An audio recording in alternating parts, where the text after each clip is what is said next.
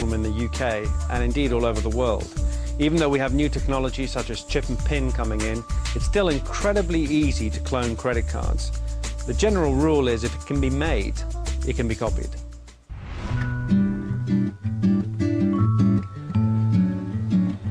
Jess has got a part-time job waitressing in this cafe, but a cup of coffee here is going to cost rather a lot more than you might think, because this waitress is card cloning. Is everything okay? Yes.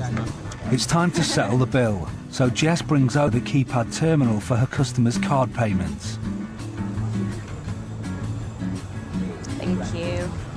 Oh. That was clumsy, or was it? Okay, can you put your PIN code in? Thank you.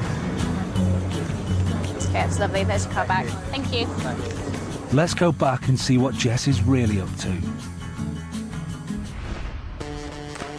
To the customers, Jess appears as if butter wouldn't melt. But what was she doing in the ladies earlier? It only takes minutes for her to attach a high-tech skimming device that is used by crooks the world over. This reads the magnetic strip on any credit or debit card and stores the details so that they can be used later to make duplicates or even be sold on to organised crime gangs. Jess drops the card on purpose so she can skim it without arousing any suspicion. Here it is again.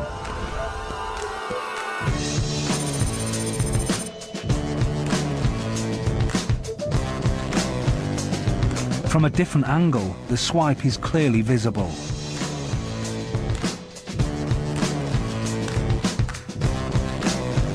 Jess even sneaks a peek at the PIN as it's entered.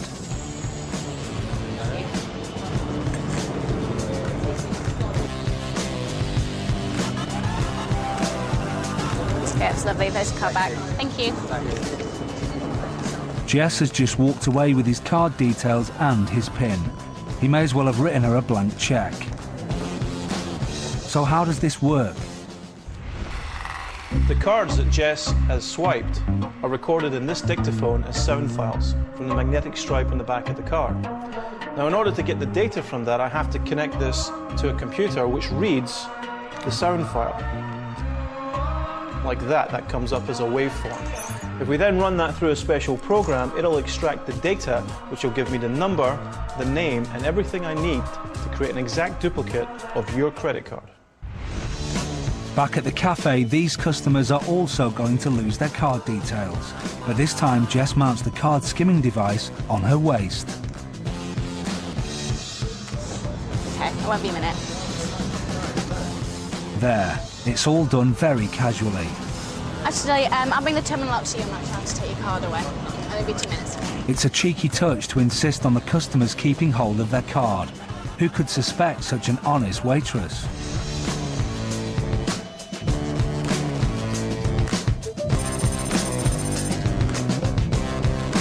Again, a different angle shows the swipe clearly.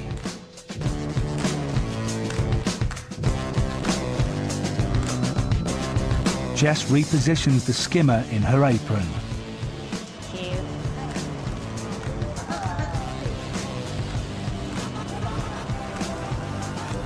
By making out the card needs cleaning before it can be read, she gets away with a sneaky swipe right in front of the victim. Here it is again from a different angle. Jess doesn't even look away as the PIN is entered. These people are lucky. They won't be losing their card details, and they have learnt an important lesson about card skimming fraud. You don't expect it to be as easy as it is, and it probably happens a lot more than you expect it to as well.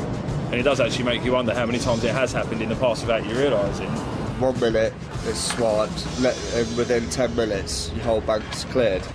Once your credit card information has been stolen, there are several things that can happen. Your card can be cloned and used here in the UK, or the data can be sold on the black market via the internet.